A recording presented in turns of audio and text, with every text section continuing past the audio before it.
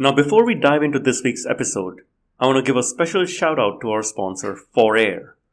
4Air is leading the way with the industry's first framework to address aviation's climate impact, offering clear, verifiable pathways to reduce and counteract aircraft emissions. Their new Assure SAF registry is making it easier than ever to manage and claim sustainable aviation fuel usage across the value chain. Want to learn more? Check out the show notes. The conversation about hydrogen or battery flying, all of that is happening and all of that is good, but nothing of this should be the excuse of not progressing with SAF technology and producing of SAF, because that is the solution we have at hand here and today.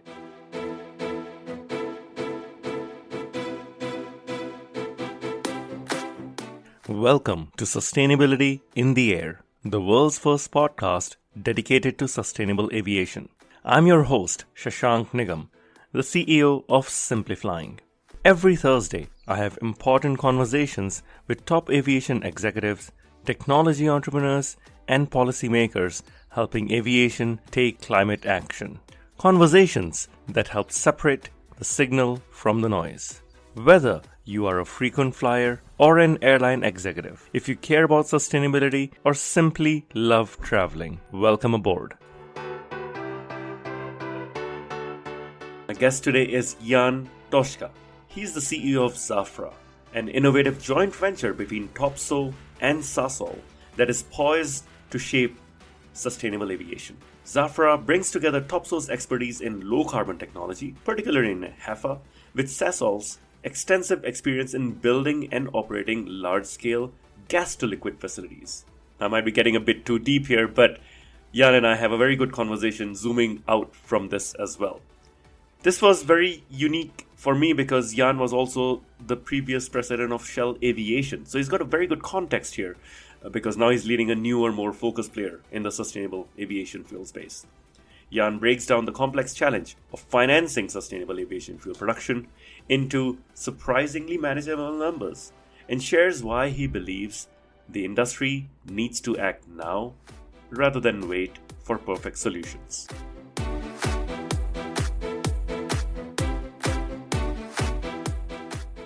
And it's great to have you on the podcast. Tell us about Zaffra. I don't think many people know about Zaffra. What is this partnership between Sasol and Topsoe? Both companies have deep industry heritage and knowledge. Why this joint venture? Yeah, thank you so much. That's a very good question. Indeed, as you say rightly, that Zaffra probably is not that known yet, but we're working on this. So who is Zaffra? Maybe allow me one word about our parent companies.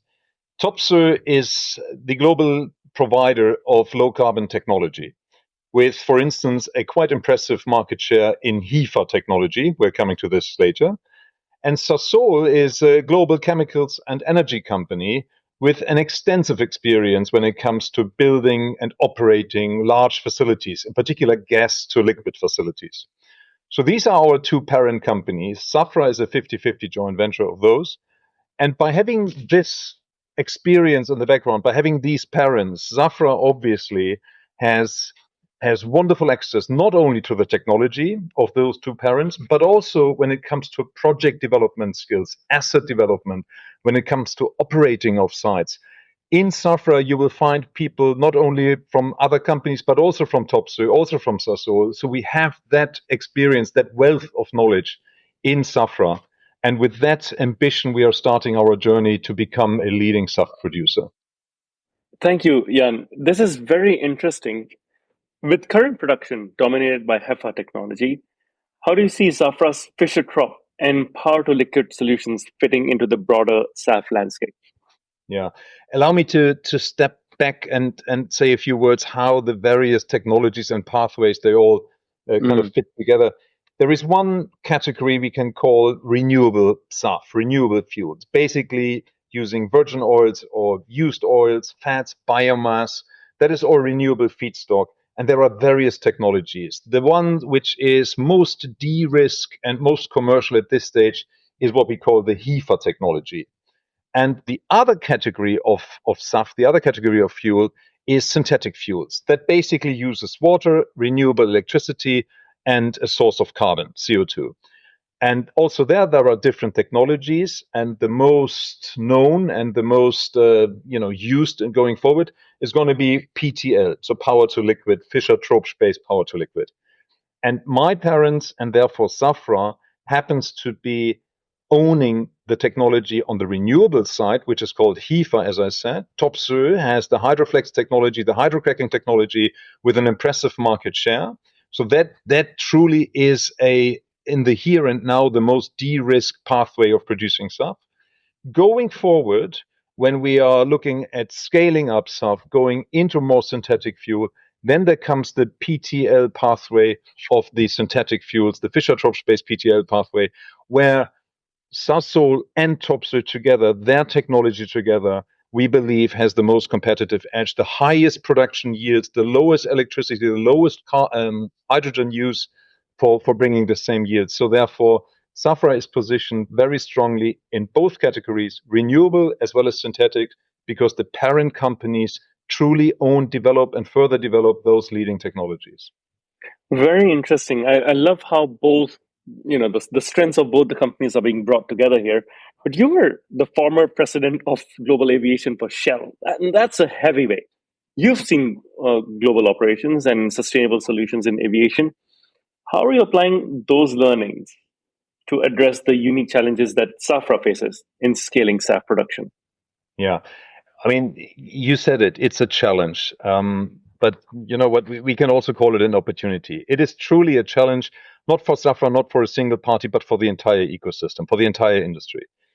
In particular, let me say this, since we learn and see that large players, large oil and gas players, have paused their investments or are not investing as much in SAF technology and SAF production as we expected. Because of that, there is now for smaller, for newer companies, for companies like Zaffra and many others, there comes a huge opportunity. We're talking about hundreds of billions of dollars of investment needed.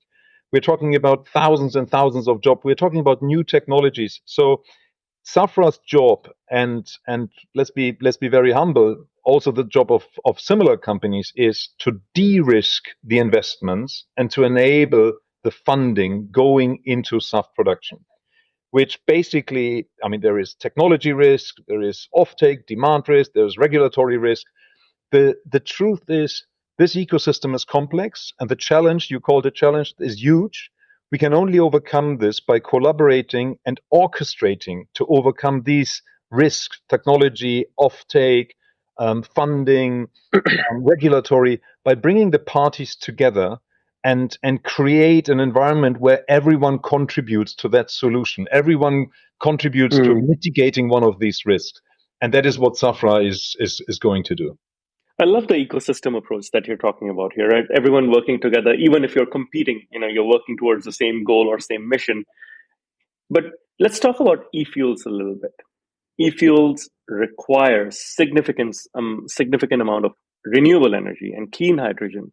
How is Safra thinking about sourcing these inputs sustainably and also in a cost-effective manner? That is a very, very relevant question. You're absolutely right. The solution of this is not what we believe, to try to find the lowest cost provider of green electricity and the lowest cost provider of carbon and other ingredients like feedstocks or technology. We believe much more, because of the size of the task. We do believe in partnering. We do believe in finding the players who want to see their green power and who want to see their carbon together with our technology, creating a joint vision coming together in this opportunity. And we're building those joint ventures. We are building those vehicles together.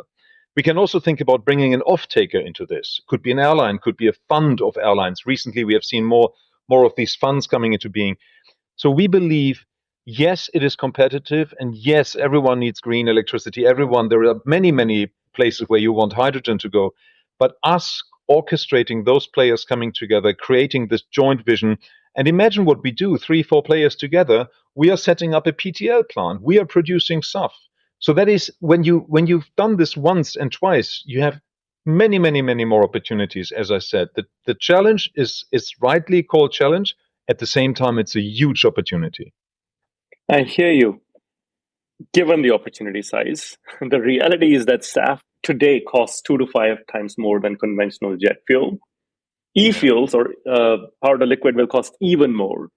What specific technology advancements or market mechanisms do you believe will be the most effective in reducing this price gap? Yeah, it is. It is a question I get asked often, and look. I mean, the truth is, I guess 20 years ago, the same question was asked to the solar and wind, farm operators. The truth is, we need to get onto this learning curve. It is correct to say that if you take the current cost, I'm not debating the current cost. If it's absolutely correct, if you take those current cost figures and you assume that PTL will be 35, 40% of total jet fuel one day, that would be a big cost impact for the entire industry. At the same time, we do expect efficiency improvements over the years to come. We do expect technology improvements. We do believe scaling benefits will come in. So, no doubt the cost will come down. I find it, as we look at other industries, I find it very, very compelling to assume that current cost levels will come down over the years to come. And only in future it is of true relevance where the costs are, because currently we're starting at such small percentages, such small PTL mandates and penetration, that it really doesn't impact the flight tickets and therefore the cost of flying much. Over time, these costs will come down over a horizon of 20, 30 years. I don't think I can think of any industry, of any technology, where we have not seen significant and often much faster cost reduction than we assumed initially. I hear you. I hear you on this. And I think the cost parity, or at least the closing the cost gap, is absolutely critical in driving adoption. But one of the challenges, especially environmental groups have raised when it comes to adoption, is SAF feedstock sustainability and potential competition with food production, especially for HEFA, which is your focus right now. How is Zaffra addressing these concerns through its technology choices and production approaches? No, you're absolutely right, spot on. I mean, there are limits to most of the bio feedstocks, to most of the renewable feedstocks. It is not Safra's focus only on HEFA. We are looking at HEFA as well as on PTL. And I'd like to agree with you. Indeed, we do expect that the feedstock for renewable SAF production is limited. We also expect, however, that there will be a widening and more feedstock will become eligible. And the engineering world is working on how can we use more carbon from crops, from various algae and all of these sources. But nevertheless, ultimately, you will not find enough feedstock if you do only look at renewable production, renewable feedstock. And therefore, what I said, it is of utmost importance to start working on PTL, scaling PTL. The sooner we get on the learning curve, the sooner we see the costs coming down, we can scale those production sites. We learn from efficiencies and technology. PTL will, in the long run, you have seen many, many reports on this. PTL will be at least 50%, if not more, of the SAF volume in 20, 30 years from now.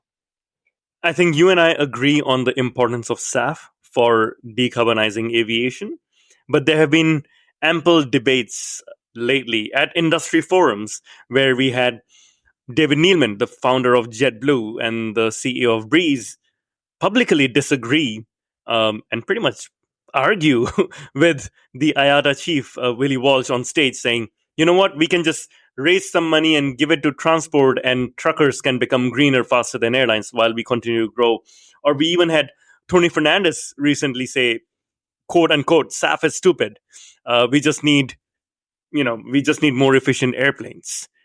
What do you say to these? Because I feel that such public disagreements hurt the credibility of the industry rather than build trust at a strategic level. Yeah. And I would agree with that. I don't think that is the solution cannot be to hope that another sector or someone else is solving your problem. I don't think that's right. I don't think you want to create that dependency.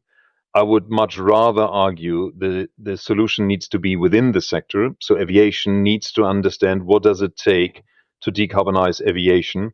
And clearly, I mean, more efficient planes, absolutely. I mean, why would anyone argue against it? The planes need to get better, the turbine technology needs to get better, the flight scheduling, tons of things on the operational side, absolutely. But ultimately, also the jet fuel needs to become sustainable. That is my strong belief. The conversation about hydrogen or battery flying, all of that is happening and all of that is good, but nothing of this should be the excuse of not progressing with SAF technology and producing of SAF, because that is the solution we have at hand here and today. I couldn't agree more. If you look at financing, right? So let's agree we need SAF for the industry to decarbonize within and keep this within the sector. The industry currently needs about 250 billion euros only in Europe to build, I believe, what it is, 150 SAF refineries by 2050.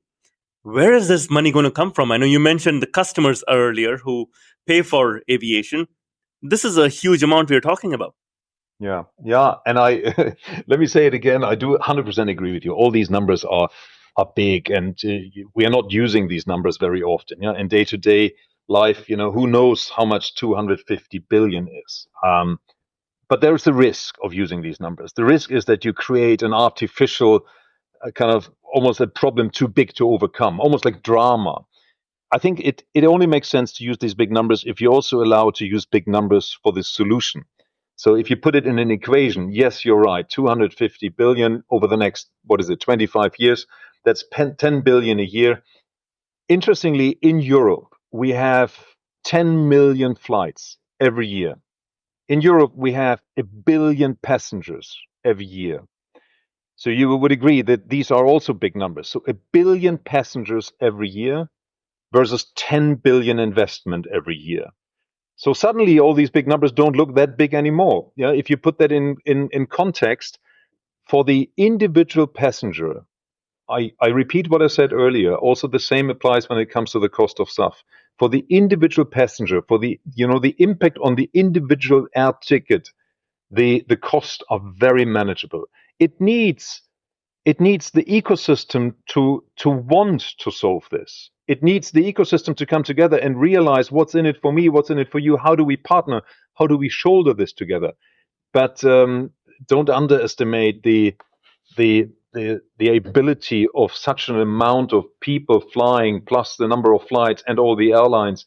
I'm very confident also if you look at this as an opportunity. So from a financing, from a banking point of view, it is portrayed as a huge investment. Correct. But as it is a huge investment, it is also a huge opportunity. So I think it can be solved. I love how you broke it down. A billion passengers potential paying 10 euros each, and you have 10 billion, right? Do you think then approaches like what Singapore has implemented to finance SAF, where there's going to be an increasing levy on all tickets, not just certain flights, anywhere ranging, I think, from 2 Singapore dollars to 12 Singapore dollars for long haul flights, to all passengers to fund specifically the buying of SAF locally? Is that a good approach? Because I don't see other countries that have cordoned off tax collections from aviation for aviation only, let alone for SAF. Yeah, I think any approach which works and which is not too single-sided, is certainly a good approach in these days. We are very early, as I said earlier. We need to start collaborating more specifically, more precisely, the various parties. If we do what Singapore is now doing, or if we look at this, if it does bring the money into the industry so that you can afford to make a change, I think that is all legitimate. There is nothing should stop us from experimenting. I'm not saying this lightly. I'm not saying we should, you know, it needs to be digestible for the industry, because this is the one conversation I really appreciate with airlines. It has to be, and this is often mentioned, it has to be a level playing field, so that out of the SAF and decarbonization journey doesn't come a non-level playing field. You can't be penalized for being an airline in a certain region, whilst other airlines don't need to fulfill the same mandates or don't need to do the same efforts, undertake the same efforts.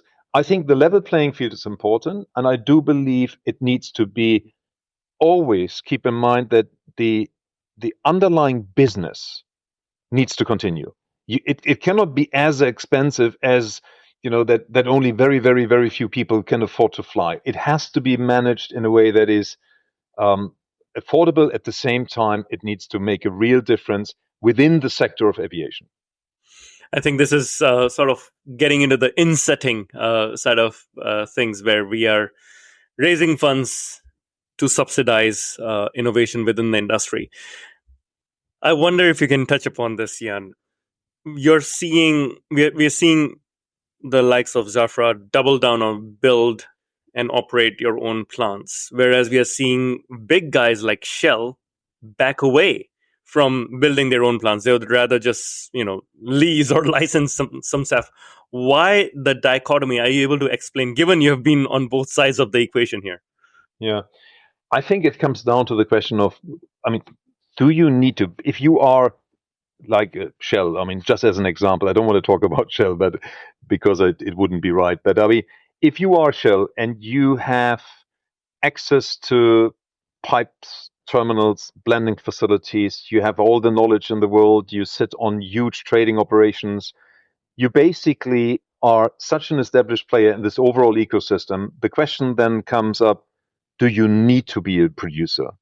What incremental value do you bring by being a producer if you actually have access to this entire industry and you bring a lot of competitive edge regardless, even if you're not a producer? Let me just refer real quick to the conventional side of things. If you look at the large oil and gas companies like Shell, as you mentioned them, if you look over the last 50 years historically, the number of refineries they have been owning and operating themselves 20, 30, 40 years ago versus today, what you will find is that the refining footprint has come down significantly, because they don't need to. And when I say they, I'm just using the example. They don't need to operate a refinery. They don't need to produce the product. They are a super established player in this industry already, which then allows other people to become a producer and to basically contribute the production side of things into the value chain. Let me say this, I don't think by making the decision not being a producer, I don't think anyone has ever said that that is not, meaningful or useful or is not profitable to be a producer. I think the decision is much more, if you are engaged in the entire supply chain already, you don't have to be a producer. And the conventional side of things proves that point. Got it. Thank you for that perspective. It's always hard to go behind the scenes and figure out why some of these decisions have been taken in large companies like Shell, for example. Let's talk about the EU and the mandates. The Refuel EU mandates 2% SAF by 2050, growing to 6% by 2030. How is Zaffra positioning itself to help airlines meet these requirements? As I said, we do believe in our strength and our competitive edge when it comes to hydroflex technology from Topsoe, which gives us a good access to HEFA technology and becoming a HEFA player, as well as at the same time the G2L technology from Topsoe and Sasol becoming a PTL producer, PTL SAF producer. Now, these are the two products, biogen as well as synthetic, which are covered by the mandate. So by 2030, we will be producing SAF, definitely on the HEFA side as much as on the PTL side. That is our ambition. That is our plan. We will be producing SAF for fulfilling the European mandates. We do believe that the mandates are very helpful, very good to de-risk the demand question out there. And that is how players like Zaffra will come and enter the European market. Fair enough. We spoke about mandates. What do you think is a better tool to drive adoption of SAF? The mandates we see in Europe or the incentives we see in the US right now under the IRA? I'm not sure how long they're going to be around, but what do you think is more effective? It's a very relevant question, and we hear recently more talks about that. What works better in what geography, in what region, and what are the limitations of both ways? I think the incentives, the IRA, are very, very good because they make it more. They make the investment smaller. They make the case for the producer easier. The problem with the incentives there is that there seems to be a perception in the market, or the expectation in the market, that SAF will come down to conventional jet fuel parity. And the problem with incentives is that they help, and they help a lot. But if the cost will not come down, if the cost of producing SAF will not come down to conventional price parity, will you find enough demand in the market? So basically, we are talking about voluntary demand. And the answer might be yes, the answer might be no. But this is a risk. The demand is not de-risk. If you then compare this with mandates, so keep in mind, it's easier to shoulder the investments because production is more affordable if you have incentives. But then if you compare this with the mandates don't necessarily help you on the investment side. The investments are the investments, and there are no tax no blenders nor producers tax credits. But you have more certainty that there is demand. So there might not be the need to get down to cost parity with conventional product, and still there is demand.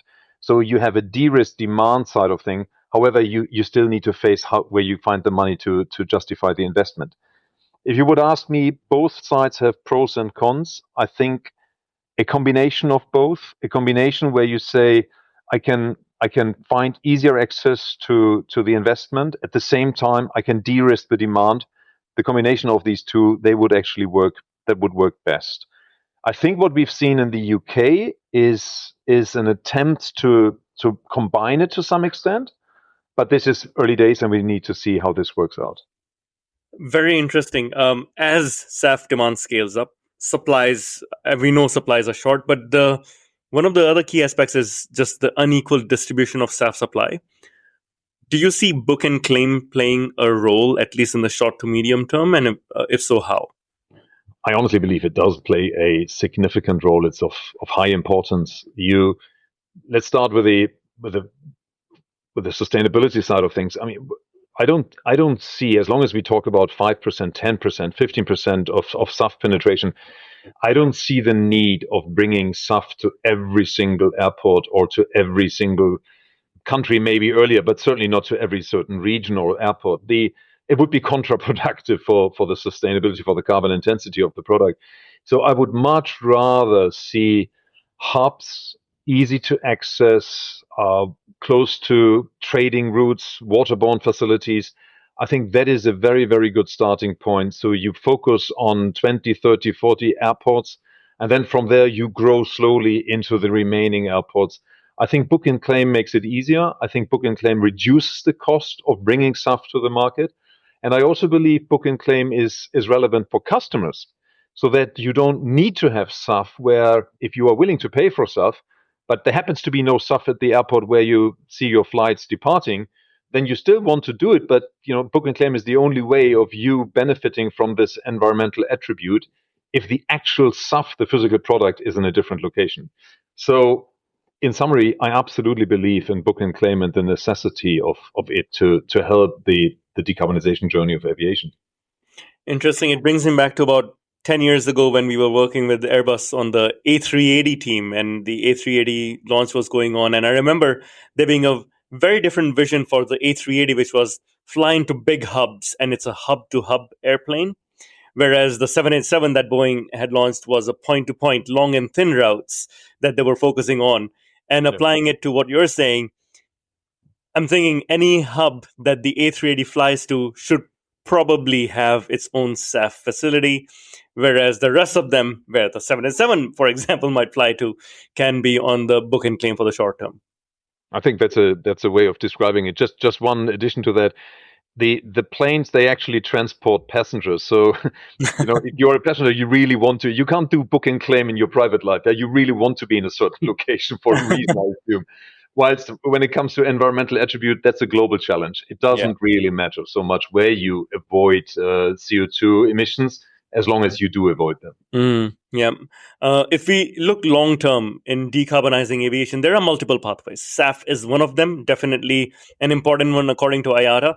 There are others like hydrogen, future aircraft design, and electric even. Some critics say that SAF is taking finance and focus away from solutions like hydrogen. How do we balance this out? I I mean that question comes up often, and I disagree with focusing more on hydrogen or on battery flying. I think it all needs to go in parallel. I wouldn't say it's only SAF or it's only any of the other solutions. I think for here and now, SAF is the only way in the foreseeable future to decarbonize long haul, large planes. Um, that doesn't mean that we shouldn't be focusing on what could be the solution for some short range, smaller aircraft. But as I said earlier, perfection is the enemy of good. And if you do say that in 30 years there might be, or in 50 years, there might be a world where we see hydrogen used in planes or batteries used in planes doing long haul, that might be, might not, we don't know today. But we don't want to lose that time. We don't want to lose 20, 30, 40 years in which we can make progress using SAF in order to reduce the emissions until then. I think there is there is another reality out there. The commercial fleet of planes currently, I guess it's around 30,000 planes. The economical lifetime of a plane, maybe it's 30 years. So not only replacing the fleet, but also doing all the infrastructural investments at airports in order to bring either charging or hydrogen supply chains. That will take years and years and years. I guess we talk decades. So Yeah, yeah. it is dangerous to focus on what does perfect look like, and let's aim towards perfect, but in the meantime not making any progress. So therefore I strongly believe making progress on the various pathways producing SAF is certainly no regret. And if there is a future in 50 years from now which looks different, then all fine. Very interesting. I like that approach. It doesn't need to be a zero sum game, right? And the reality is, planes being produced today will continue flying till 2050 and beyond, for Exactly. their lifetime. Um, Looking ahead to 2030 and beyond, what role do you envision Zafra playing in the global SAF market, and what are some of the key milestones you're looking to achieve by then? As I said earlier, 28 we are targeting own production. 2030 we will be producing into the European market at least. We aim to be a leading player in this field. The technology of our parents, our positioning, as I explained earlier, gives us a strong story of being the partner of choice for many players, whether it's brownfield refineries or whether it is new technology, whether we do greenfield on the PTL side. We aim for a leading position. We usually call it top quartile. So that is the player we want to be starting 2030 and then going into the next decades from there. Do you foresee you'll be producing in Europe, certain other regions, or are you open based It on is, weather? as I said earlier, I mean, if you combine the book and claim and you Mm. see where we have on this planet, there are areas where you have more green electricity and you have more wind and you have more solar energy. So we need to be open for finding the right location for what we are doing. It could be anywhere, but on the other hand, also you have to consider where is your offtake and how do you bring the product to the market. I definitely see us producing in Europe when it comes to PTL. That I clearly see in Europe. I see it elsewhere as well, but I also see it in Europe. And when it comes to biogen HEFA technology, it's going to be the North American geography as well as European markets. This is where we are focusing on for today, Europe as well as North America. Fantastic, Jan. This has been very, very helpful. I have one final question, which is, what gives you the most hope for the future of sustainable aviation? The the ecosystem understands that it needs to do its part to decarbonize how we fly. The benefits of flying are beyond any question, beyond any doubt. But you also benefiting from flying, you also need to pay the price for the emissions, for for decarbonizing what you're doing. And I think it gives me a lot of hope to see that if what I said earlier, if you break down all these big numbers, whether it's the cost or the investments, if you break it down, come down to the cost for a flight ticket, you consider the passengers, the affordability of what we see. You see the growth rates of aviation, 3-4% year-on-year growth. I think that leaves me very, very positive that this industry, that ecosystem, will be able to shoulder this challenge and will decarbonize its own footprint. Thank you, Jan. This had been extremely informative. I personally learned quite a lot, and I appreciate you sharing your views on what's happening in the industry and the general trends as well. The final part of this interview, though, is a bit more fun, where we get to learn about you a bit more personally. And I'll start with something simple, like what's your favorite airline? That depends where I'm going. Favorite airline is really. I mean, there are many. I'd rather not say. Oh no, you're playing the politically correct game here. Okay, I'll keep it simpler. Favorite airport? Do you have one? I like small airports with decent connection to those places where I go. So look, I grew up in Germany. I like Hamburg as long as I do travel within Europe. I very much like Munich when I do travel intercontinental. I have lived for many years in London. I think the way of London Heathrow is an exciting place. Also Terminal 5, they're very exciting. I like a lot of airports. Because you asked me, let me say this. Flying to Singapore with Singapore Airlines is a pleasure. Let me put it that way. I don't want to call it favorite or anything like that. I think we have both your answers here, Jan. Okay. What's your favorite book? Favorite book? Recently, a little bit later than others, I read the book How the World Really Works.